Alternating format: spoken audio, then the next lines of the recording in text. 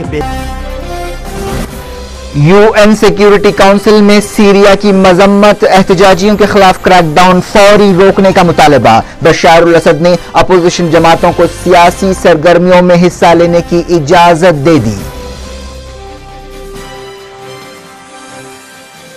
Syria के कई शहरों में तरावी की नमाज के बाद एहतजाज करने वालों पर फायरिंग। हमा शहर में फौज का ऑपरेशन जारी।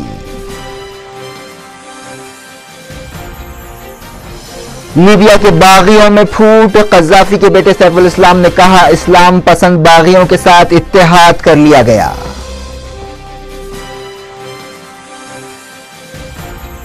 हुस्नी मुबारक के खिलाफ मुकदमे की सुनवाई 15 अगस्त तक मुलतवी। साबिक सदर को काहिरा में ही रखा जाएगा।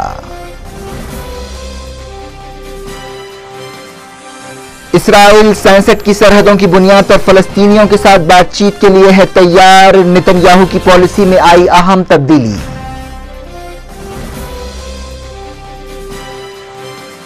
लोकसभा में शोरगुल के दरमियान लोकपाल बिल पेश कर दिया गया। बीजेपी ने किया वजीर आजम को लोकपाल के दायरे में लाने का मुतालबा। अन्ना हजारे कैंप ने जलाई बिल की कॉपियां।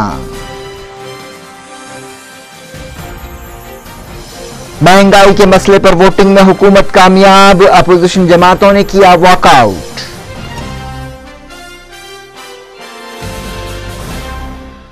बिस्मिल्लाहिर्रहमानिर्रहीम, अस्सलाम वालेकुम। मैं हूं फरासत और आप देख रहे हैं नेशनल और इंटरनेशनल न्यूज पर मुश्तमिल 4 टीवी का खुसूसी खबरनामा दुनिया भर से, यानी खबरें आपकी नजर से। हेडलाइंस आपने मुलाहिजा की, अब खबरों की तफसील की तरफ बढ़ते हैं।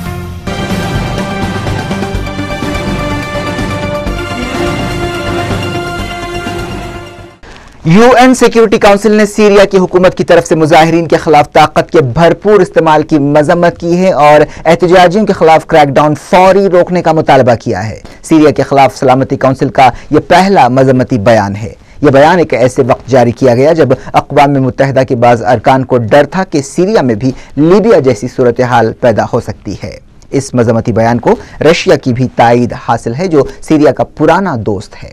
सीरिया की सूरत हाल पर गौर के लिए यूएन सिक्योरिटी काउंसिल में मुसलसल तीसरे दिन गौर हुआ, जिसके बाद काफी गौर खौस के बाद इस मजम्मती करारदाद पर इत्तेफाक हुआ।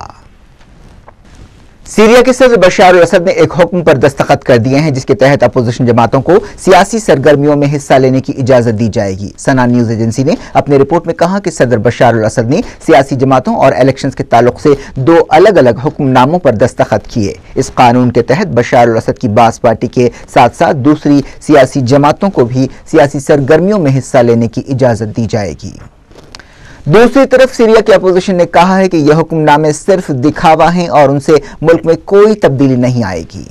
सीरिया के मुख्तलिफ शहरों में सिक्योरिटी फोर्सेस ने तरावी की नमाज के बाद मुजाहरा करने वालों पर फायरिंग कर दी, जिससे कम से कम 4 शहरी मारे गए और कई जख्मी हुए। हुकूमत के खिलाफ मुजाहरा करने वालों ने सोशल नेटवर्किंग साइट्स पर ऐलान किया था कि वो रमजान में तरावी की नमाज के बाद मुजाहरे करेंगे। इस ऐलान के बाद दारुल हुकूमत दमिश्क, दरा और पालमीरा शहरों में मुजाहिरीन सड़कों पर निकल आए। सीरिया में 15 मार्च से शुरू होने वाले एहतजाज और मुजाहरों में अब तक 1600 से ज्यादा लोग मारे जा चुके हैं।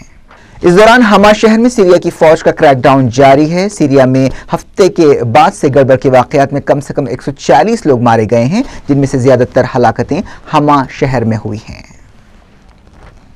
अब बात करते हैं लीबिया की।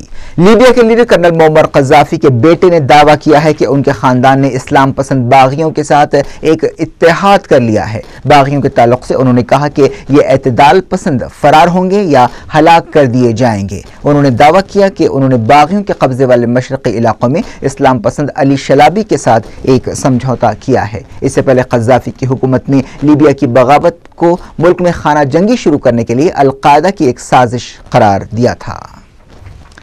लीबिया के बागियों ने बेनगाजी शहर में एक सरकारी टैंकर का अगवा कर लिया है। बताया गया कि यह टैंकर लीबिया की हुकूमत के जहाजरानी शोबे का है। नाटो ओहदेदारों ने कहा कि नाटो फौजी लीबिया पर हथियारों से मुताल्लिक़ अक़वाम मुत्तहिदा की पाबंदियां नाफिज कर रही हैं। ऐसा शुबा जाहिर किया जा रहा है कि इस टैंकर में हथियार पहुंचाए जा रहे थे।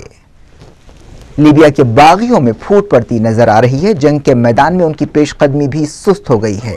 जैसा कि दावा किया गया कि मुअम्मर कज़्ज़ाफ़ी के बेटे ने बागियों के एक ग्रुप के साथ इत्तेहाद का दावा किया है। इजिप्ट के साबिक सदर हुस्न मुबारक के खिलाफ मुकदमे की सुनवाई को 15 अगस्त तक के लिए मुलतवी कर दिया गया है। अदालत ने हिदायत दी कि हुस्न मुबारक को शर्म अल शेख वापस ना ले जाया जाए और उन्हें काहिरा में ही रखा जाए। हुस्न मुबारक ने उनके खिलाफ करप्शन और एहतजाजियों के खिलाफ क्रैकडाउन के इल्जामात को गलत बताया है। उनके बेटों जमाल और आला मुबारक ने इन इल्जामात को कबूल करने से इनकार किया है। इसराइल के वजीर आजम बेंजामिन नेतन्याहू ने अपनी पॉलिसी में ड्रामाई तब्दीली करते हुए इस बात से इत्तफाक किया है कि 1967 से पहले की सरहदों की बुनियाद पर फलस्तीनियों के साथ बातचीत की जाएगी। अब तक नेतन्याहू ऐसा कोई वादा करने से इनकार करते रहे हैं। एक सीनियर इसराइली ओहदेदार ने यह बात कही। अमेरिका के सदर बराक ओबामा ने 1967 से पहले की सरहदों पर मुश्तमिल फलस्तीनी रियासत बनाने का ऐलान किया था। फलस्तीनी सितंबर के महीने में आज़ाद रियासत के एक तरफा ऐलान के लिए अक़वाम मुत्तहिदा में कामयाबी हासिल करने के लिए सरगर्म है, लेकिन इसराइल और अमेरिका फलस्तीनी रियासत को एक तरफा तौर पर तस्लीम कराने की कोशिशों के खिलाफ हैं।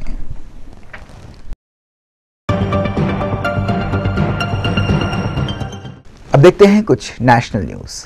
लोकसभा में बीजेपी और एनडीए में शामिल दूसरी पार्टियों के एतराज के दरमियान लोकपाल बिल को पेश कर दिया गया। इस बिल के ताल्लुक से पिछले कई दिनों से तनाज़ा चल रहा है। हुकूमत ने जो बिल पेश किया है उसके तहत वजीर आजम और चीफ जस्टिस ऑफ इंडिया को लोकपाल के दायरे में शामिल नहीं रखा गया है।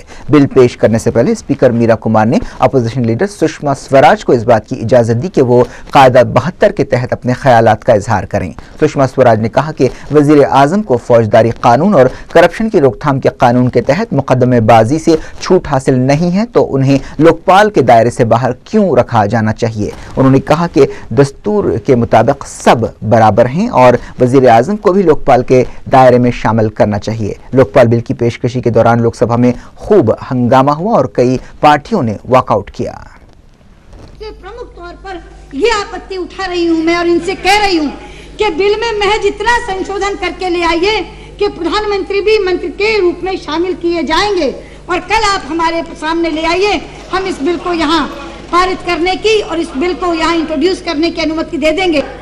हमने वो bill standing committee on home को भेजा था और उस समय होम के स्टैंडिंग कमेटी के चेयरमैन स्वयं प्रणव दादा थे और उन्होंने उस स्कीम को एक्सेप्ट किया था, मंजूर किया था और कहा था कि प्रधानमंत्री लोकपाल के दायरे में होने चाहिए। और मुझे खुशी है कि आज के प्रधानमंत्री ने भी सार्वजनिक तौर पर कहा कि मैं इसमें रहना चाहता हूं। तो मुझे समझ नहीं आ रही उनके सहयोगी मना क्यों कर रहे हैं। अन्ना हजारे और उनके हामियों ने लोकसभा में लोकपाल बिल की पेशकशी के खिलाफ एहतजाज किया और इस बिल की कॉपियां जलाईं और कहा कि मौजूदा शक्ल में इस कानून से करप्शन से निपटने में मदद नहीं मिलेगी। टीम अन्ना ने कहा कि वो 16 अगस्त से अन्ना हजारे की हड़ताल शुरू होने तक लोकपाल बिल के मुसवदे की कॉपियां जलाते रहेंगे। अन्ना हजारे के हामी अरविंद केजरीवाल ने कहा कि हुकूमत के इस एकतरफा और सख्त कानून के खिलाफ आज से ही बिल की कॉपियां जलाई जाएंगी। अन्ना हजारे ने पुणे में मीडिया से बातचीत करते हुए कहा कि यूपीए हुकूमत ने हिंदुस्तानी अवाम के साथ धोखा किया है। अन्ना हजारे की टीम ने 9 अगस्त को हिंदुस्तान छोड़ दो तहरीक की सालगिरह के मौके पर हुकूमत के खिलाफ एहतजाज करने का भी ऐलान किया। इस दौरान HRD मिनिस्टर कपिल सिब्बल ने कहा कि लोकपाल बिल की कॉपियां जलाकर अन्ना हजारे पार्लियामेंट की तौहीन कर रहे हैं। समाजी कारकुन अन्ना हजारे ने कहा है कि वो हुकूमत के लोकपाल बिल के खिलाफ एहतजाज के लिए 16 अगस्त से मरण व्रत शुरू करेंगे, लेकिन दिल्ली के ओहदेदारों ने उन्हें जंतर मंतर पर व्रत रखने की इजाजत नहीं दी है।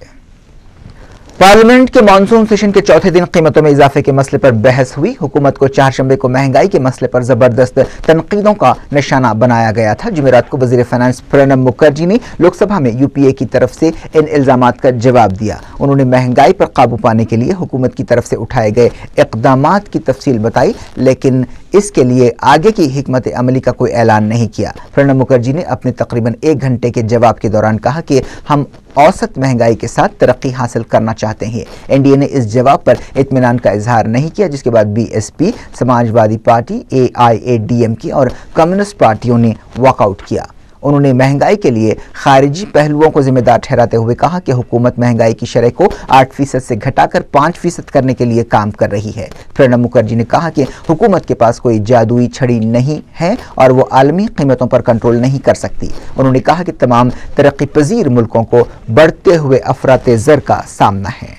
सीपीआई लीडर्स ने कहा कि महंगाई के मसले पर बीजेपी और कांग्रेस के दरमियान समझौता हो चुका है। बहस के बाद करारदाद पर वोटिंग हुई, लेकिन हुकूमत की तायद में 320 और उसके खिलाफ 51 वोट डाले गए। बास पार्टियों के बायकॉट के बाद ये वोटिंग हुई। सोनिया गांधी इलाज कराने के लिए बैरूनी मुल्क रवाना हो गई हैं और गवास्कर ने कहा है कि टीम इंडिया ने इंग्लैंड के खिलाफ स्कूली बच्चों की तरह खेला। ये और कुछ दूसरी खबरें देखते हैं, लेकिन फिलहाल वक्त हो गया है एक छोटे से ब्रेक का।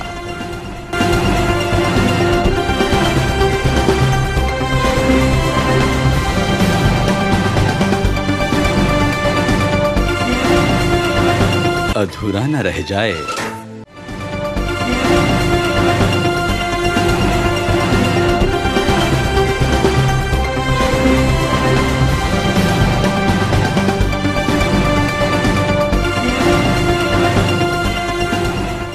दुनिया भर से मैं आपका एक बार फिर खैर मकदम है। आगे बढ़ने से पहले सुर्खियों पर डालते हैं एक और नजर।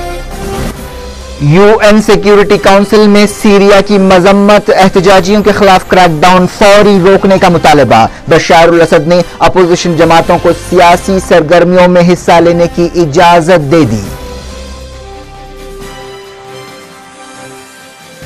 सीरिया के कई शहरों में तरावी की नमाज के बाद एहतजाज करने वालों पर फायरिंग। हमा शहर में फौज का ऑपरेशन जारी। लीबिया के बागियों में फूट, कज़ाफी के बेटे सैफुल इस्लाम ने कहा इस्लाम पसंद बागियों के साथ इत्तेहाद कर लिया गया।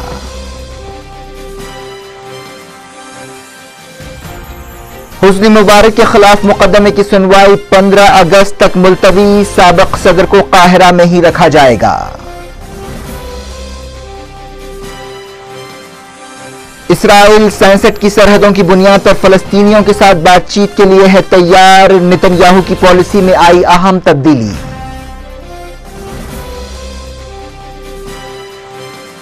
लोकसभा में शोरगुल के दरमियान लोकपाल बिल पेश कर दिया गया। बीजेपी ने किया वजीर आजम को लोकपाल के दायरे में लाने का मुतालबा। अन्ना हजारे कैंप ने जलाई बिल की कॉपियां।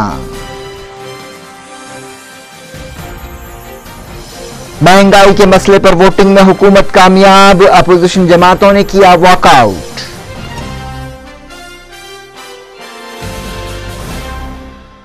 बुलेटिन के इस हिस्से में पहले देखते हैं इंटरनेशनल न्यूज।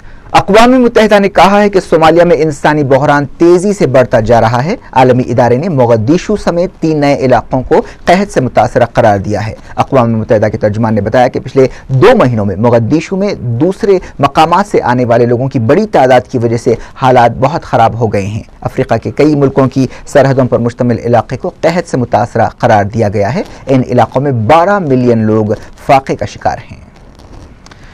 इंडोनेशिया में ऑस्ट्रेलिया का एक हेलीकॉप्टर गिरकर तबाह हो गया। इस हादसे में 10 लोग मारे गए हैं, जिनमें क्रू मेंबर्स भी शामिल है। इंडोनेशिया के सलादेसी जजीरे से उड़ान भरने के चंद मिनट बाद ही इस हेलीकॉप्टर से राबिता टूट गया। मरने वालों में ऑस्ट्रेलिया के 2, साउथ अफ्रीका के 2 और इंडोनेशिया के 6 शहरी शामिल हैं। हेलीकॉप्टर का मलबा मिल चुका है।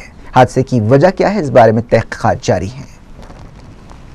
अमेरिका के सदर बराक ओबामा 50 साल के हो गए हैं। उनकी सालगिरह के मौके पर हॉलीवुड में ओबामा के मोम के मुजस्समे को नई टाई का तोहफा दिया गया। ओबामा 4 अगस्त 1961 को पैदा हुए थे और 2009 में वो अमेरिका के पहले ब्लैक सदर बने। मैडम तुसाद म्यूजियम में ओबामा के मुजस्समे के पास सालगिरह का एक केक भी काटा गया। ओबामा ने अपने दोस्तों और रिश्तेदारों के साथ अपनी सालगिरह मनाई। रशिया के सदर डिमिट्री मेडवेडेव ने ओबामा को सालगिरह की मुबारकबाद दी। दुनिया भर से में एक बार फिर देखते हैं कुछ नेशनल न्यूज। कर्नाटक में येदियुरप्पा के वफादार सदानंद गौड़ा ने चीफ मिनिस्टर की हैसियत से हलफ ले लिया है। गवर्नर HR भारद्वाज ने उन्हें ओहदे का हलफ दिलाया। बीजेपी के लीडर्स, साबिक वजीर, अपोजिशन लीडर्स और आला ओहदेदारों ने राजभवन में हलफ बर्दारी की इस तकरीब में हिस्सा लिया। इस मौके पर येदियुरप्पा भी मौजूद थे। सीबीआई की एक खुसूसी अदालत ने हैदराबाद में सत्यम स्कैम के मुलजिम बी रामालिंगा राजू और 7 दूसरों की जमानत की दरखास्तें रद्द कर दी हैं। 21वें एडिशनल मेट्रोपॉलिटन मजिस्ट्रेट की अदालत ने 4 शंबे को राजू और 7 दूसरे मुलजमीन की जमानत की दरखास्तों पर फैसला महफूज कर दिया था। सीबीआई के खुसूसी वकील के सुरेंद्र ने जमानत की दरखास्तों की मुखालिफत करते हुए कहा कि हालात में कोई तब्दीली नहीं आई है, इसीलिए जमानत उन्हें देना जरूरी नहीं है।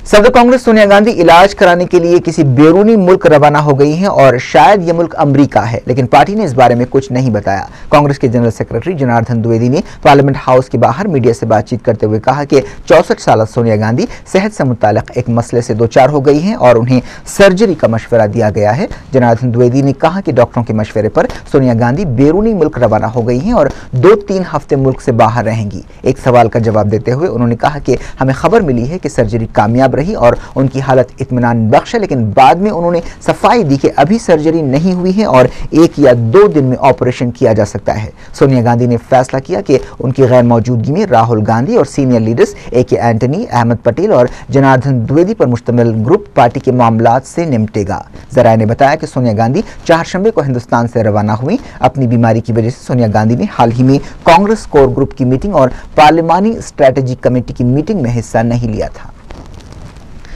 कड़पा लोकसभा हल्के से बाई इलेक्शंस जीतने वाले YS जगन मोहन रेड्डी ने जुमेरात को हलफ ले लिया। 39 साल जगन ने अपनी मादरी जबान तेलुगु में हलफ लिया। जगन ने 2009 के इलेक्शंस में कांग्रेस के उम्मीदवार की हैसियत से कामयाबी हासिल की थी, लेकिन पार्टी के साथ इख्तलाफात के बाद उन्होंने नवंबर में लोकसभा के रुकन की हैसियत से इस्तीफा दे दिया था और बाद में अपनी YSR कांग्रेस पार्टी बनाई थी। उत्तर प्रदेश में इंडियन एयरफोर्स का एक हवाई जहाज हादसे का शिकार हो गया, जिसमें 2 लोग मारे गए। मरने वालों में एक लड़की शामिल है। ये जहाज गोरखपुर एयरबेस से रवाना हुआ था और फिरोजपुर गांव में गिरकर तबाह हो गया। Sports. Left arm spinner Pragyan Ojha England के लिए रवाना हो रहे हैं, जहां वो हिंदुस्तानी टीम में शामिल होंगे। प्रज्ञान ओझा चाहते हैं कि उन्हें जो मौका मिला है वो उससे फायदा उठाएं। उन्होंने कहा कि टीम इंडिया में तलब किए जाने से उन्हें हैरत भी हुई है और खुशी भी हुई है।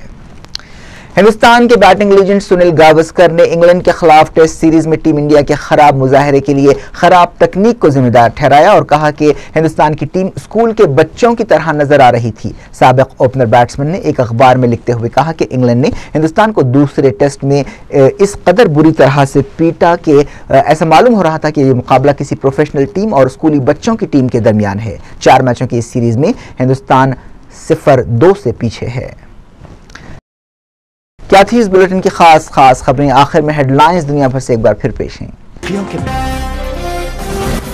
UN सिक्योरिटी काउंसिल में सीरिया की मजम्मत, एहतजाजियों के खिलाफ क्रैकडाउन फौरी रोकने का मुतालबा। बशार अल असद ने अपोजिशन जमातों को सियासी सरगर्मियों में हिस्सा लेने की इजाजत दे दी। सीरिया के कई शहरों में तरावी की नमाज के बाद एहतजाज करने वालों पर फायरिंग। हमा शहर में फौज का ऑपरेशन जारी। लीबिया के बागियों में फूट, कज़ाफी के बेटे सैफुल इस्लाम ने कहा इस्लाम पसंद बागियों के साथ इत्तेहाद कर लिया गया।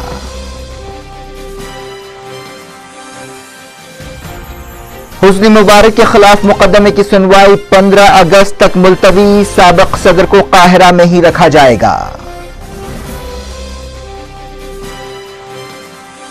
इसराइल 67 की सरहदों की बुनियाद पर फलस्तीनियों के साथ बातचीत के लिए है तैयार। नेतन्याहू की पॉलिसी में आई अहम तब्दीली।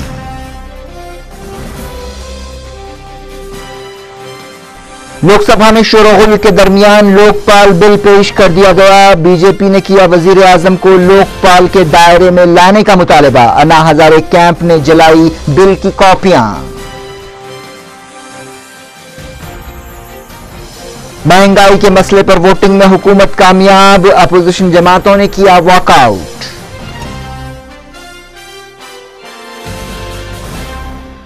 ये थी आज की खबरें। अब फरासत को इजाजत दें और दुनिया से बाखबर रहने के लिए रोजाना देखिए दुनिया भर से सिर्फ 4 TV पर। खुदा हाफिज़।